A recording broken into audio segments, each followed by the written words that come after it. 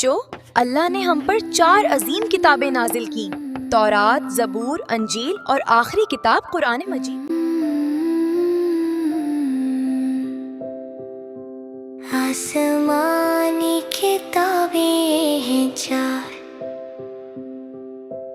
याद करें हम उनके नाम। अल्लाह ने हमको पैगाम दिया,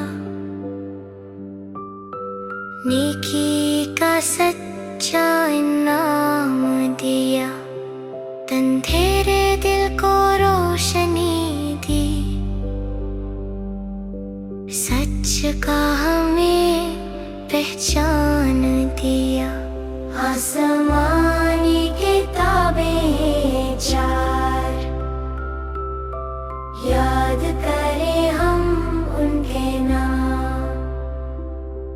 तौरात उतरी हज़रते मूसा पर, अल्लाह का हुक्म था हर किस्सा सुनाया।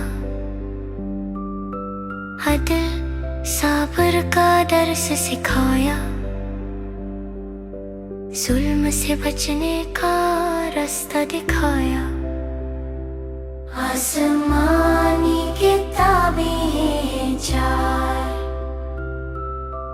याद करें हम उनके नाम। ज़बूर मिली दाऊद नबी को, हम दो सना के अहकाम सिखाए। अल्लाह की याद में डूबी हुई दिलों को सुकून ये बात दिलाए। आसमानी किताबें हैं 4, याद करें हम उनके नाम।